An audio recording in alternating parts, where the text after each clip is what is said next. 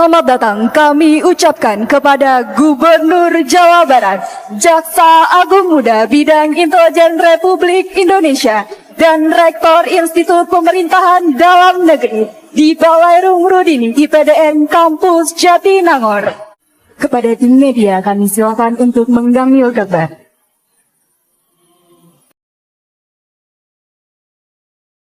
Kita sama-sama menyambut kedatangan dari Gubernur Jawa Barat Kang Deddy Mulyadi untuk berada di podium, dan kita berikan tepuk tangan yang meriah.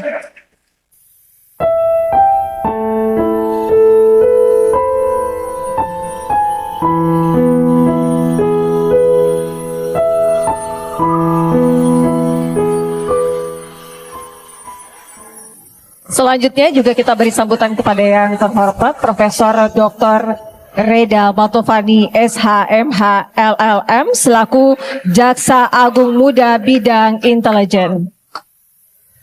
Melalui kuliah umum ini tentu diharapkan peraja dan sivitas akademika IPDN memperoleh pemahaman yang jauh lebih komprehensif mengenai tantangan penyelenggaraan pemerintah di era modern. Pentingnya kolaborasi antar lembaga, penguatan integritas dalam birokrasi, serta strategi kepemimpinan yang adaptif dalam menghadapi berbagai perubahan lingkungan yang saat ini sangat strategis. Kang Deddy, sehat Kang? Alhamdulillah, terima kasih Kang atas waktunya. Prof, terima kasih Prof, sehat Kang? Sehat, Alhamdulillah. Kita langsung saja ya Kang Deddy. Kita akan mendengarkan pemaparan kuliah umum dari Kang Deddy terlebih dahulu. Kami persilakan untuk waktunya, Kang. Assalamualaikum warahmatullahi wabarakatuh. Aduh iya, sampurasun. Ini contekan BAP-nya tertinggal di meja. Saya ucapkan terima kasih atas kehadiran rekan pemerintah Provinsi Jawa Barat yang selalu memberikan panduan dan arah dalam berbagai langkah melakukan konsolidasi kelembagaan, konsolidasi culture terhadap upaya melakukan pembangunan perwujudan masyarakat yang gemah ripah repeh rapi. Saya ucapkan selamat datang, saya mohon maaf tadi terlambat, kepada Bapak Jaksa Agung Muda Intelijen Republik Indonesia. Jabatannya ada dua, ada jaksa, ada yang mudanya. Saya ucapkan terima kasih pada Pak Rektor IPDN yang mengundang saya di sini. Kemudian ini juga sahabat saya sebagai Ketua DPD IKAPTK Jabar, Kang Deddy, terima kasih. Pak Kajati, terima kasih dengan Bapak Kajati. Kemudian teman-teman dari BJB, kemudian juga para alumni dari IPDN yang kebetulan bekerja di Provinsi Jawa Barat. Ada yang jadi sekda, ada yang jadi asisten, ada yang jadi kepala badan, kepala dinas.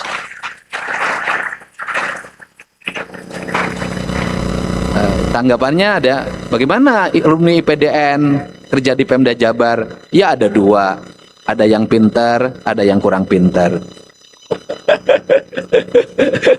Maksudnya kurang pinter dapat jabatan, gitu. Semuanya pada pinter-pinter. Saya bicara tentang sinergitas daerah dengan dalam upaya melakukan seluruh kinerja konstruksi kita untuk mewujudkan masyarakat yang adil makmur. Sinergitas. Pertama, saya selalu ingin menyampaikan pada semua orang bahwa negara itu bukan komponen material yang tanpa ruh dan tanpa jasad. Ketika bicara Indonesia, itu sesungguhnya kita bicara daerah. Ini pemahaman kita negara di coupling. Satu ada pusat, dua ada daerah. Daerah dibagi tiga lagi. Ada provinsi, ada kabupaten kota, ada desa. Negara itu menurut saya cuma satu. Struktur kewenangan itu struktur konstitusional. Tetapi dari sisi kultur, negara itu ada 4 komponen. Negara itu adalah tanah, Negara itu adalah air, negara itu adalah udara, negara itu adalah matahari. Itulah negara. Maka memahami rumusan negara dalam perspektif tradisi, dalam perspektif kebudayaan, maka dia memahami dalam sebuah keutuhan. Maka namanya tanah, air, udara, matahari, itu harus satu kesatuan. Maka satu kesatuan dalam pandangan orang Jawa itu disebutnya dengan papat kalima tunggal. Kalau perspektif orang Sunda, papat kalima pancer. Papat kalimat tunggal, papat kalimat pancar itu masuk dalam sistem keyakinan di mana manusia yang punya ruh masuk dalam sistem itu, maka masuklah dalam sangkan paraning dumadi. Sangkan paraning numadi masuk pada kesempurnaan diri, manunggaling kaula Gusti. Dalam perspektifnya itu dikafirkan. Kenapa perspektifnya dikafirkan pada waktu itu? Karena berhadapan dua pemberontakan, yaitu ada ketidakadilan dalam pengelolaan kenegaraan, ada sisa-sisa masyarakat yang dari Majapahit dianggap akan melakukan pemberontakan, sehingga itu dianggap sebagai sebuah penyimpangan ajaran. Tetapi sesungguhnya dia lagi mempraktekkan apa? Mempraktekkan bahwa antara Tuhan, jasad, ruh manusia, dan tanah airnya adalah satu kesatuan. Maka dalam perspektif leluhur, ini kan penting. Satu kesatuan itu dikasihlah 4 warna. Yang disebut dengan warna hitam, warna tanah, warna air. Itu adalah warnanya putih, kemudian warnanya udara, warnanya kuning, warnanya cahaya, warnanya api, warnanya matahari sebagai sumber api, warnanya merah. Lahirlah ajaran yang disebut dengan Trihite Karana. Dalam kaidah Sunda, lahirlah ajaran yang disebut Tritangtu Dibuana. Tritangtu Dibuana melahirkan 2 perspektif. Satu perspektif pemerintahan, Ratu Resi Prabu. Yang kedua adalah Ratu Rama dan Resi. Yang kedua, perspektif sebagai bangunan negara. Negara itu ada tanah, air, udara, dan mataharinya itu. Lahirlah dengan konsep tata ruang. Karena manusia ada pada sebuah ruang yang disebut dengan Tritangtu Dibuana. Gunung kudu kayan, lengkop kudu balongan, lebak kudu sawahan. Sebuah tekstur. Nah, kenapa dalam teknis operasional pengelolaan daerah itu mengalami distorsi? Kenapa? Perspektif sudut pandang kita menjadi salah. Sudut pandang yang harusnya bangunan negara itu diisi oleh spirit kultural yang berbasis energi lingkungan, yang berbasis energi leluhur, dirubah secara teknokratis dalam mazhab-mazhab pemikiran yang sesungguhnya bertentangan dengan kerangka dasar filosofi Pancasila itu sendiri. Sehingga apa yang terjadi? Orang yang menghuni sebuah daerah tidak memahami spirit leluhurnya, tidak memahami spirit lingkungannya. Karena dia tidak memahami spirit leluhurnya, spirit lingkungannya, maka dia tidak adaptif. Karena dia tidak adaptif, kata orang Sunda, kaluhur tesirungan kahanap teakarana. Kaluhur tesirungan kahanap terakaran itu melahirkan apa? Melahirkan sebuah pohon yang bonsai. Pohon yang bonsai itu beringin yang seharusnya kokoh di hutan, dia bisa menjaga sumber air, dia bisa menjaga sumber ekologi, tiba-tiba ada pot di atas meja yang seharusnya dia menjaga beringin itu, hari ini menjadi dijaga. Yang seharusnya pohon kiara itu, saya nggak tahu bahasa pengetahuannya apa, dia berdiri di Gunung Tampomas, dirubah disimpan di atas meja. Yang dulu dia menjaga, hari ini dijaga. Apa keletihan? Ini implikasinya apa? Apa keletihan kita? Keletihan kita adalah dalam setiap hari mengeluarkan energi untuk ngurus sesuatu yang semestinya menjaga menjadi dijaga. Gimana perspektifnya? Perspektifnya adalah basic keyakinan yang dulu disebut dengan animis dan dinamis dalam kepercayaan leluhur kita, karena ini lari ke pemerintahan, itu berubah menjadi benda-benda yang menjadi ancaman. Saya contoh nih di Bandung, Sumedang, Kota Cimahi, Kabupaten Bandung Barat, kemudian Kabupaten Bandung. Dulu seluruh gunung yang ada di sekitarnya adalah hamparan leuweung tutupan, hamparan leuweung titipan, hamparan leuweung awisan. Ini teknik leluhur dalam mengatur hutan. Kemudian hamparan leuweung garapan, yang itu terhampar luas dalam pohon-pohon yang besar, dalam struktur yang sangat kokoh, melahirkan aliran Citarum, melahirkan berbagai aliran sungai yang membentang di seluruh wilayah Jawa Barat, yang dia dulu menjaga kita. Ketika tata ruangnya salah dalam membuat kebijakan, ketika negara tidak bisa menjaga seluruh reputasi alam yang menjaga kehidupannya, hari ini menjadi apa? Kita yang menjaga hutan. Kita yang menjaga gunung. Kenapa? Keluarlah biaya yang dikeluarkan oleh Dinas PU, kemudian keluar biaya lagi yang dikeluarkan oleh Bapeda, melakukan kajian, penelitian, keluar lagi biaya yang dikeluarkan oleh BPBD, mitigasi. Terus. Dan anggaran terbesar nanti pemerintah adalah anggaran untuk kewaspadaan terjadinya bencana dari seluruh lingkungan yang dulu menjaganya, hari ini menjadi harus dijaganya. Ini pertama. Nah, dalam perspektif itu, apa yang harus dibangun dalam karakter birokrasi kita, dalam sistem pendidikan kita, dalam menata calon birokrat masa depan adalah mengembalikan kembali praja dalam dua pikiran. Satu, pikiran yang bersifat kesemestaan, yang melahirkan kerangka berpikir yang bersifat filosofis, ideologis, historis. Yang kedua adalah membangun spirit teknokratik yang didasarkan pada apa yang menjadi kebutuhan dan tantangan masa depan. Ini dua hal ini.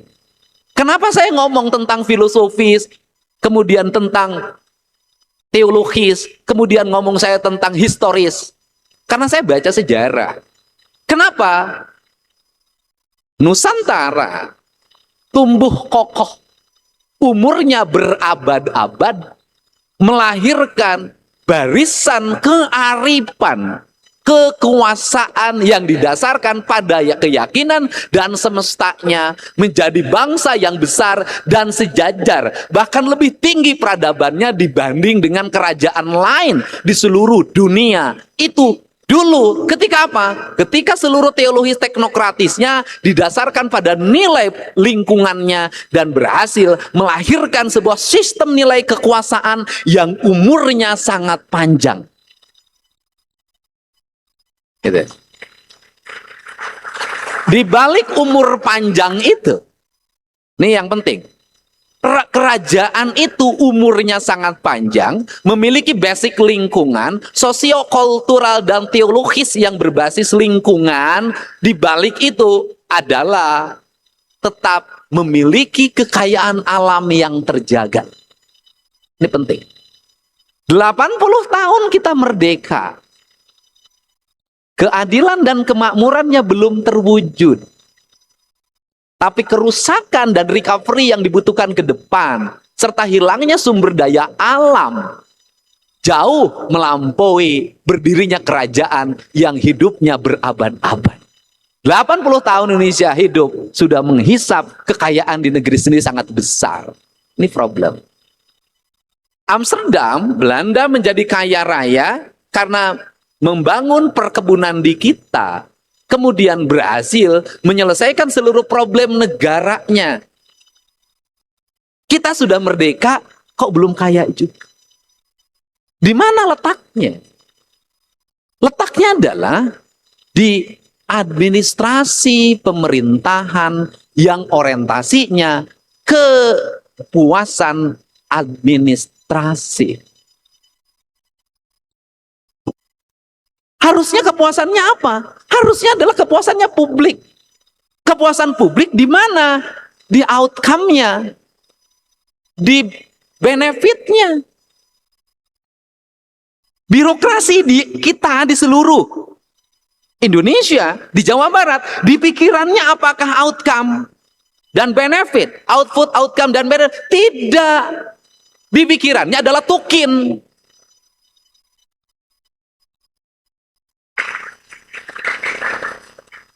Hampir nggak ada saya menemukan idealisme tentang cita-cita besar. Apalagi negara berkemakmuran, nggak ada, sempit.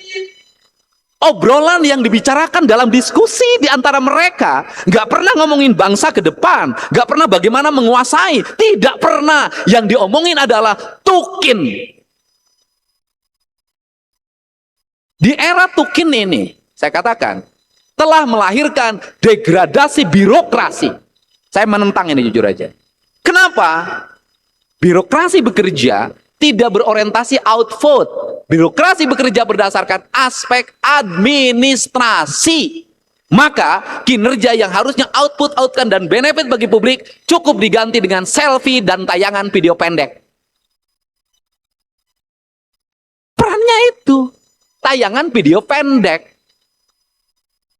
Nah, itu bedanya. Politisi menggunakan tayangan video pendek untuk membangun citra dirinya. Para birokrat membuat tayangan video pendek untuk melahirkan kepuasan para pemeriksanya.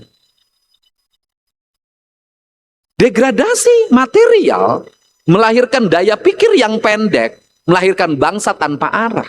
Birokrasi tanpa visi. Kenapa birokrasi tanpa visi? Karena dia tidak punya lagi ikatan historikal, dia tidak punya lagi ikatan ideologi, dia tidak punya ikatan filosofi. Kenapa? Badannya terpisah dengan buminya, badannya terpisah dengan tanahnya, badannya terpisah dengan airnya, badannya terpisah dengan udaranya, dengan mataharinya. Penghormatan dengan sang merah putih hanya dipahami sebagai upacara dan bagusnya baris, serta rapinya pasukan. Bukan itu. Kenapa? Esensi negara, esensi visi negara, dan esensi keberhasilan negara itu adalah tergantung pada kuatnya ikatan ideologi. Maka, kalau bicara siapakah yang hari ini sangat konsisten menjaga tanah dan air? Yang masih konsisten adalah para petani yang tiap hari nyangkul di sawah. Menjaga tanahnya, menjaga sumber airnya, menjaga areal hutannya. Di luar itu adalah aksesoris tentang nasionalisme. Seperti sholat tanpa makna, berdoa tanpa isi. Ini perspektif. Perspektif ini itu lahir dalam tren penyusunan. Saya melihat sistem pengelolaan keuangan daerah itu terjebak dalam pragmatisme administratif dalam kegenitan teknologi informasi. Kegenitan itu melahirkan apa? Melahirkan sebuah kepuasan di depan layar gadget, di depan laptop, di depan sistem, di depan aplikasi. Nah, apa yang lagi saya sorotin? Sudah semestinya kalau bicara tentang bagaimana penegakan hukum, bagaimana orientasi ke depan, perspektifnya kita rubah. Bahwa ada dua hal mungkin nanti Pak Jamitel dalam perspektif ke depan. Perspektif pengelolaan keuangan negara jangan hanya dipahami pada output, tetapi tidak melahirkan outcome dan benefit. Saya memberikan contoh. Pemerintah Provinsi Jawa Barat membuat kegiatan. Kegiatannya adalah pendidikan dan latihan bagi para pejabat eselon 2, eselon 3 di seluruh Provinsi Jawa Barat. Menghabiskan anggaran 5 miliar, menggunakan hotel, narasumber yang mumpuni, acara yang hebat. Tapi tidak melahirkan outcome apapun. Dibandingkan dengan membangun rumah rakyat miskin sebanyak 100 unit dengan biaya masing-masing 50 juta. Dalam pandangan saya, kegiatan pembinaan birokrasi itu adalah korupsi kultural. Artinya, secara administrasi tidak korupsi, secara hukum tidak korupsi, tapi pikiran birokratnya menggeser pembangunan rumah rakyat miskin dibuatkan dalam kegiatan pendidikan yang tidak melahirkan apapun, itu sudah menghamil hak-hak rakyat. Apa yang membuat kita tidak maju? Berpuluh-puluh tahun keuangan negara dihabiskan oleh kegiatan seremonial perencanaan administrasi berbasis argumentasi yang melahirkan pemborosan keuangan negara yang itu tidak melahirkan efek apapun. Saya hanya akan memberikan sentuhan tentang birokrat. Di Provinsi Jawa Barat, seluruh birokratnya pasti setiap Senin upacara. Pasti mengikuti pendidikan kewarganegaraan, pendidikan kebangsaan, sifat patriotik. Tetapi para birokrat lebih senang memilih jabatan fungsional yang tidak beresiko, tidak berhadapan dengan publik, tidak berhadapan dengan audit, cukup menjadi tenaga yang memberikan telaah, karya ilmiah, dan memilih berbondong-bondong masuk ke situ, menghindari jabatan-jabatan struktural yang beresiko. Menurut saya, negara harus mulai memberikan tawaran, disodorin, pilih mana? Pilih jabatan beresiko, pilih jabatan santai. Yang milih jabatan santai sebaiknya mengundurkan diri. Kenapa? Dia sudah kehilangan jiwa patriotik. Dulu orang berperang melawan kolonial. Saya yakin orang ini kalau hidup di zaman kolonial akan ikut dengan kolonial dibanding mengambil resiko berhadapan dengan kolonial. Berapa Provinsi Jawa Barat mengeluarkan biaya itu? 1,9 triliun dalam setiap tahun. Untuk memberikan apa? Memberikan uang pada orang yang tiap hari sun pipi kiri, sun pipi kanan dengan istrinya, duduk di kantor, santai, ngetik-ngetik, pulang lagi, santai, ngetik-ngetik, pulang lagi. Kalau yang 1,9 triliun ini bisa kami manfaatkan, selesailah problem pendidikan, selesailah problem kesehatan, selesailah problem infrastruktur. Bahkan 1,9 triliun ini kalau 10 tahun sudah 19 triliun, dan ini sudah bisa menjadi investasi untuk anak cucu Jawa Barat ke depan. Saya yakin nggak akan maju kalau polanya begitu. Nah, untuk itu sinergitas dengan jajaran penegakan hukum itu dimulai dari input. Inputnya di mana? Input anggaran itu harus mulai, saya selalu menyampaikan input anggaran harus didampingi oleh BPK. Ke depan bisa jadi input anggaran didampingi oleh APH, termasuk jajaran Kejaksaan Agung. Untuk apa? Melihat yang di-input ini kira-kira manfaat atau enggak. Itu yang pertama. Yang kedua, setelah input anggaran adalah pembahasan anggaran. Di pembahasan anggaran ini ada perspektif. Perspektifnya apa? Perspektif administratif, teknokratis harus mengakomodir perspektif politik. Bagaimana? Politiknya politik apa dulu? Politik yang bersifat kebutuhan publik, artinya seseorang dia menjadi wakil publik, maka dia harus mencerahkan publik. Maka dia berjuang untuk gedor meja rapat, meja paripurna, meja pembahasan. Karena apa? Karena publik yang diperjuangkan atau perspektif publik yang lain. Ini harus menjadi bagian. Nah, setelah itu adalah nanti sudah menjadi sebuah keputusan. Ada yang pengawalan berikutnya adalah percepatan. Di mana letak percepatan? Didampingi harus semua penyelenggara kegiatan itu memiliki keyakinan bahwa pijakannya benar, bahwa apa yang dilakukannya adalah benar, sistemnya benar, dikawal.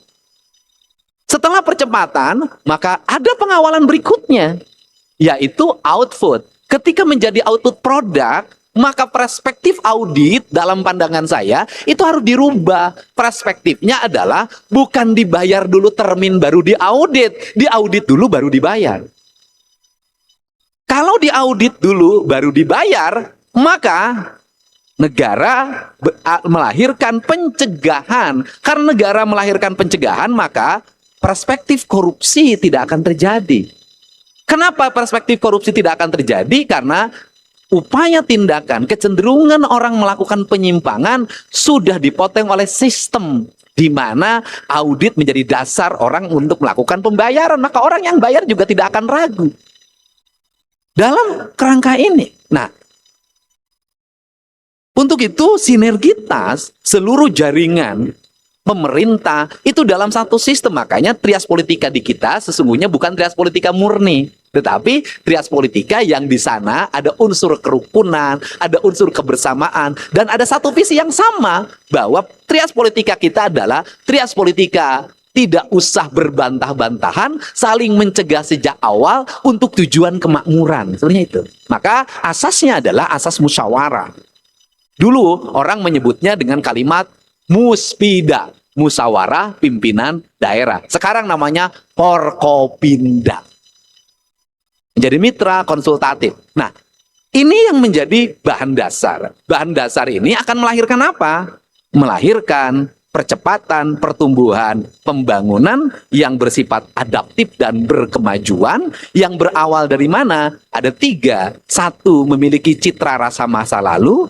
2. Memiliki perspektif administratif yang bersifat kekinian. Yang ketiga, mengembangkan visi untuk masa depan. Kerangka acuannya adalah itu.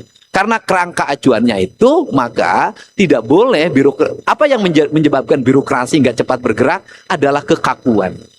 Kapan birokrasi akan terasa kaku? Manakala punya pemimpinnya yang kaku. Kalau sudah punya pemimpinnya yang kaku, maka birokrasi akan berubah menjadi wujud administratif yang menghabiskan waktu dalam apel dan pengarahan. Ini penting. Selesai. Kalau sudah wujudkan apel dan pengarahan, ketika apel, siapakah yang paling rugi ketika apel? Yang rajin apel. Kenapa? Karena yang rajin apel itu sering kali menjadi tempat tumpahan pemimpin apel. Sedangkan orang yang tidak apel, yang paling enak, tidak berdiri, tidak dimarahin, tinggal di rumah. Tapi sepemimpin apel tidak memberikan tindakan yang nyata terhadap yang tidak hadir. Ngomel tiap hari. Ini salah. Perspektifnya bukan itu. Perspektifnya adalah sistem. Karena perspektif setiap sistem, maka SP1, SP2, SP3 berhentikan menurut saya. Kemudian yang berikutnya adalah produk-produk harus mulai dikontrol. Sehingga jangan juga merasa kecil hati pada sebuah kelembagaan di pemerintah provinsi manakala anggaran proyeknya nggak ada. Ya kenapa nggak ada? Karena dinasnya bukan untuk dinas proyek, tapi dinas melayani. Ini penting. Ini penting. Untuk itu, saya mengucapkan terima kasih. Ini sebagai pengantar, nanti akan disempurnakan oleh Pak Jaksa Agung Muda Intelijen. Terima kasih. Assalamualaikum warahmatullahi wabarakatuh. Sampurasun.